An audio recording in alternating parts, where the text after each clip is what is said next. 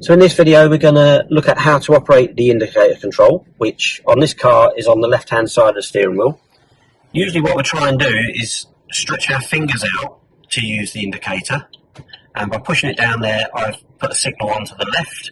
On the dashboard you might be able to see the green arrow flashing, and obviously outside drivers will be able to see our indicators flashing on the left hand side, which lets them know that we're going to pull in on the left or we're going to turn left. Usually the signals will turn themselves off. I'm going to do a little bit of dry steering here just to demonstrate that. So once we turn the wheel to a certain amount, you might have heard a click there, the signal will turn itself off.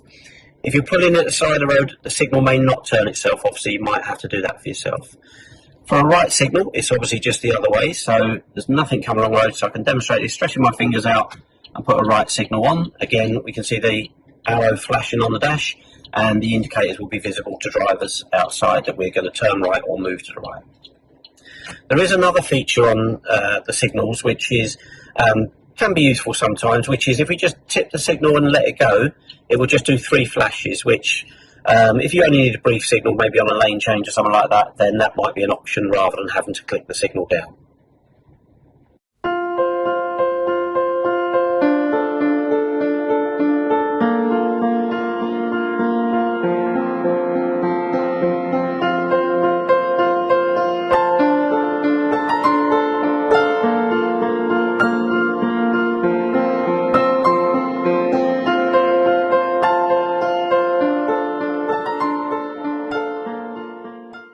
So thanks for watching. Please give us a like and share if you enjoyed the videos, and subscribe for more. If you've any questions, please let us know in the comments, and we'll see you on the next video.